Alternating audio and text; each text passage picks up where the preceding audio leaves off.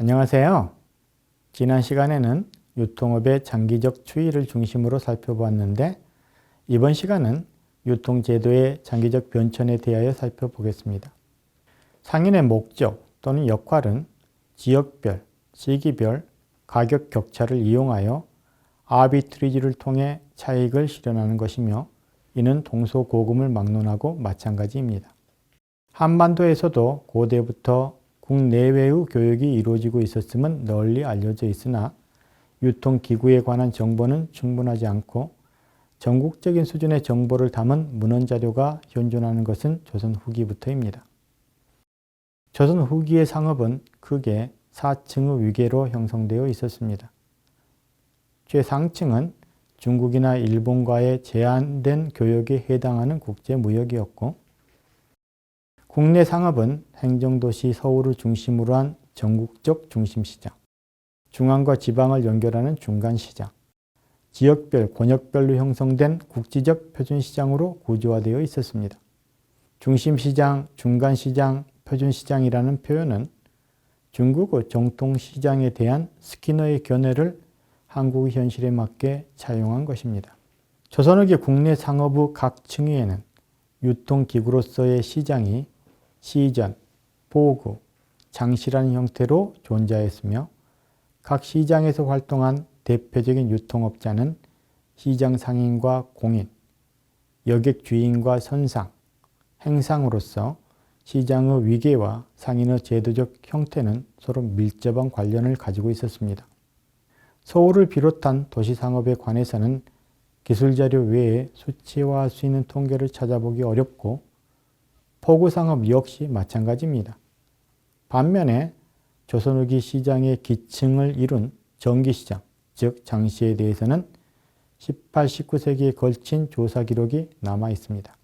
18, 19세기에 걸쳐 지역별 장시는 생성, 소멸, 이전, 분리, 통합 등의 변화를 겪으며 유기적으로 얽혀 있었고 그 중에 일부는 가장 큰 곳으로 이름을 널리 알리기도 했는데 19세기 초의 자료인 만기 요람에는 전국 각지의 큰 장 15곳이 나열되어 있는데 경기도에서는 광주의 사평장과 송파장, 안성 읍내장, 교화의 공릉장, 충청도에서는 은진의 강경장, 직산의 덕평장, 전라도에서는 전주 읍내장, 남원 읍내장, 강원도에서는 평창의 대화장, 황해도에서는 토산의 비천장, 황주 읍내장, 봉산의 음파장, 경상도에서는 창원의 마산포장, 평안도에서는 박천의 진두장, 한경도에서는 덕원의 원산장을 들고 있습니다.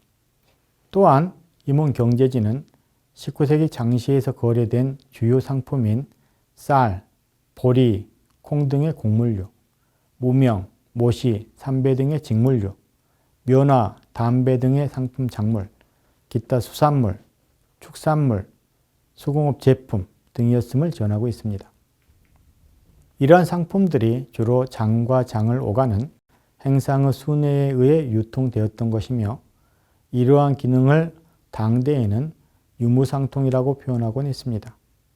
상인뿐만 아니라 지역에 거주하는 반농 반상 성격의 농민이 상호 간의 잉여 생산물을 교환하는 형태도 다수를 점하고 있었습니다. 행정구역이나 지형 등에 따라 지역별로 다소간의 차이는 있었으나 조선후기 지역별 정기시장의 구조는 우회장 체제로 수렴되었으며 후대에 정주상업이 본격화되고 나서도 그 명맥은 여전히 유지되었습니다.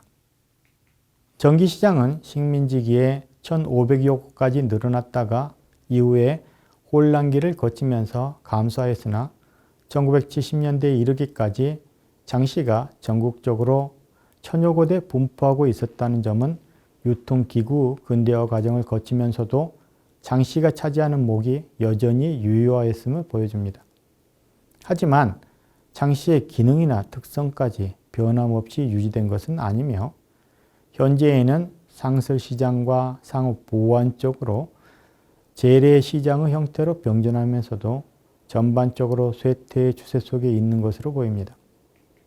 조선 총독부는 1910년대 초에 식민지 통치체제의 구축을 위한 여러 연구를 진행시켰는데 시장에 대한 감독 및 관리체계에 대한 것도 포함되어 있었습니다. 이 문제에 대한 위탁 연구를 수행한 독일인 경제학자 웨이트필드는 시장 공설론과 시장 공연론을 원칙으로 하고 이를 전제로 시장의 개설 및 경영 감독에 관한 권한의 행정기관 간의 배분에 대해 논했습니다. 조선 총독부는 웨이트필드 박사의 공고를 부분적으로 수용하여 시장 공설제를 원칙으로 하는 조선의 시장규칙을 1914년에 제정하였습니다. 원래 시장은 일반 공공의 상업기관으로서 사인 영리의 목적으로 하여야 할 것은 아니지만 기초할 만한 벽구가 없어 사인의 영리 사업으로 되어 여러 폐단이 생겼고 감독의 법도 갖춰지지 않아 물자에 원활한 집산에 장애가 생겼는데 이에 종래의 폐해를 제거하고 시장의 개선을 확실히 하기 위해 시장규칙을 제정하였다고 조선 총독부 정무총감은 시장규칙 시행에 관한 건에서 그 제정 이유를 설명한 바 있습니다.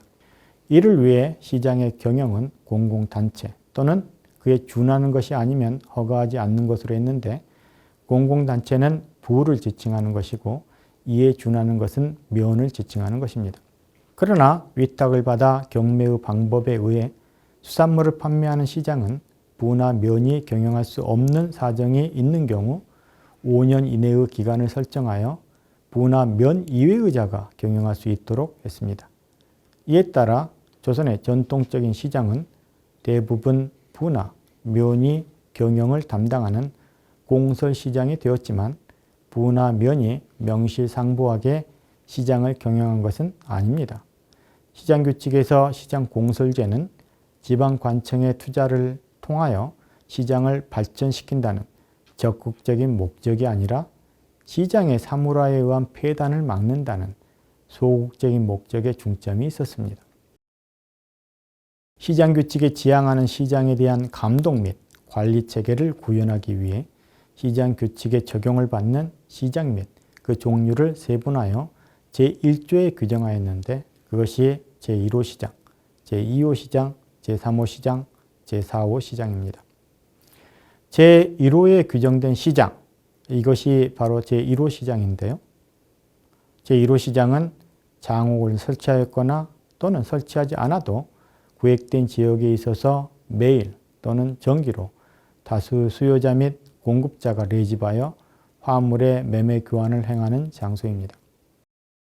장시 또는 정기시장은 어디까지나 소매에 한정된 유통기구의 일종인데 이를 포함하여 상설이라 하더라도 그 성격이 장시와 마찬가지인 곳을 제1호 시장으로 분류하였습니다. 제2호에 규정된 시장, 즉 제2호 시장은 20인 이상의 영업자가 하나의 장옥에서 주로 곡물, 식료품의 판매업을 행한 장소인데 주로 도시에 형성된 상점과 형태의 정주상업을 가리킵니다. 1939년 센서스에 따르면 가장 오래된 점포는 그 설립 시점이 1860년대까지 거슬러 올라가기도 하였으나 거의 대부분은 1920년대에 등장하였습니다. 정기시장은 수백 년에 걸친 역사를 보여주는 데 반해 대부분의 지역에서 정주상업은 20세기에 들어와서 시작되었음을 보여줍니다. 제3호에 규정된 시장, 즉 제3호 시장은 위탁을 받아 경매 방법에 의해 수산물, 소채 또는 과물의 판매업을 행하는 곳으로서 청과류나 수산물의 도매시장을 가리키며 주로 도시나 포구에서 운영된 정주상업의 한 형태입니다. 제2호 또는 제3호 시장으로 대표되는 상설 점포는 개양, 도시화, 교통 발달 등 여러 가지 요인에 의해 성립된 것으로서 농촌을 도시나 항구와 연결하는 역할을 하였습니다. 철도의 건설이 가장 중요한 조건이 되었고 그러한 유통의 네트워크를 촘촘히 오고 갔던 것은 장시를 무대로 활용했던 행상이었습니다. 도매시장이 본격적으로 성립하였던 시기에 선물시장도 등장했습니다.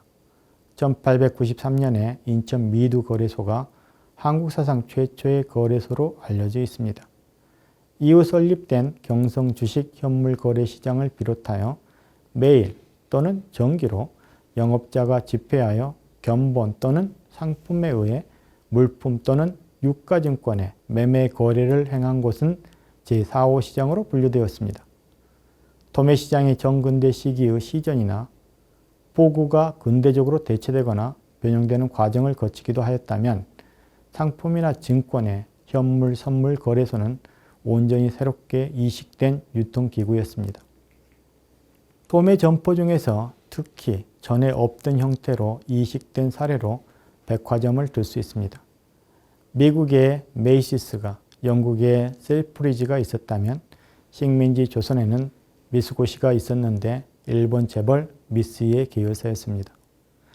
그 밖에도 서울의 5곳을 비롯하여 전국적으로 24개의 백화점이 운영되고 있었음을 1939년의 센서스에서 확인할 수 있었습니다. 초기의 백화점은 포목 판매를 중심으로 한 것이었고 1930년대가 되자 명실상부한 백화점으로 전성기를 맞이하게 되었습니다. 특히 미쓰고시에서는 정찰제, 바겐세일 등을 최초로 실시한 바 있습니다.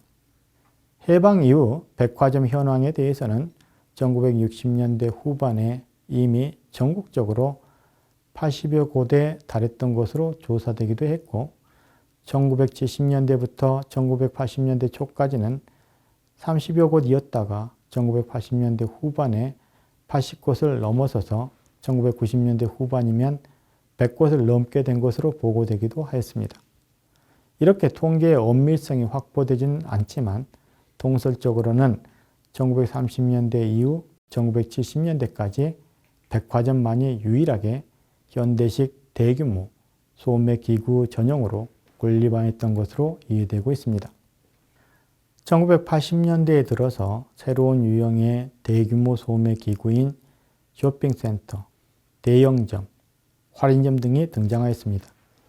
백화점이 직영 중심이라면 쇼핑센터는 임대 중심의 직영도 겸하는 대규모 소매점이며 대형점은 그보다 조금 작은 규모이면서 통상의 소매 가격보다 저렴하게 상품을 계속 판매하는 것을 말합니다. 대표적인 대형점에 해당하는 할인점은 1983년에 개점한 하나마트를 필두로 하여 1990년대에 급속히 성장하였습니다. 2000년대가 되면 매출액 기준으로 할인점이 백화점을 능가하여 국내에 상륙한 지 10여 년밖에 안 된 할인점이 73년 역사를 가진 백화점을 제치고 유통 지존 자리에 올랐다고 주목받기도 하였습니다. 이렇게 새로운 소매기구가 정착하여 발달하게 된 데에는 경제성장과 산업구조의 변화 및 인구 이동이 금목을 하였습니다. 구체적으로는 이촌 향도 현상, 인구의 밀집, 베드타운 형성, 소득 수준의 향상, 상품의 다양화, 소비 패턴의 다양화, 교통통신의 발달, 2차 산업혁명 등을 들 수 있습니다. 이 제도적 변화의 추세 속에 소규모 소매기구 역시 새롭게 도입되었는데 대표적인 사례가 슈퍼마켓과 편의점입니다. 슈퍼마켓은 셀프 서비스, 개방적 진열, 박리담회, 연쇄화 등을 통해 유통혁명을 일으킨 소매기구의 주역입니다. 한국에서 슈퍼마켓은 할인점을 포함한 대형점보다 훨씬 앞선 시기인 1968년에 등장하였으며 뉴쇼울 슈퍼마켓이 효시로 알려져 있습니다. 이후 점포 수의 증가, 매장 규모의 증가, 연쇄화 등을 특징으로 하며 1980년대까지 급속히 보급되었으나 1990년대부터 할인점이나 편의점과 차별화되는 고유의 특성을 보이지 못하고 있습니다.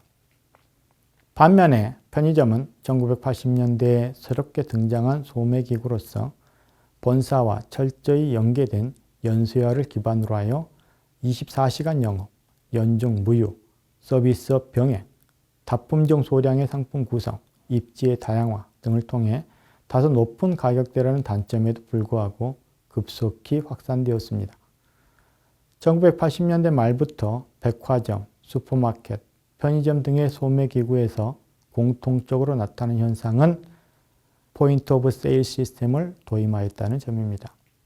판매 시점을 기준으로 실시간으로 이루어지는 정보 관리가 가능해짐에 따라 매출 동향의 분석이나 재고의 확보를 구체적이고 신속하게 처리할 수 있게 되었습니다. 바코드의 제작 및 부착, 스캐너 설치 등을 비롯한 시스템 도입의 초기 비용이 적지 않았지만 POS 시스템을 도입하는 점포와 터미널의 수는 1990년대를 경과하며 더욱 커지게 되었습니다. 유통산업에 대한 정보화의 영향은 무점포 판매라는 새로운 형태의 유통기구가 등장하기끔 하였는데 복잡한 정보처리 시스템을 필요로 하는 기업 내 유통센터의 등장도 정보화 결과에 해당합니다.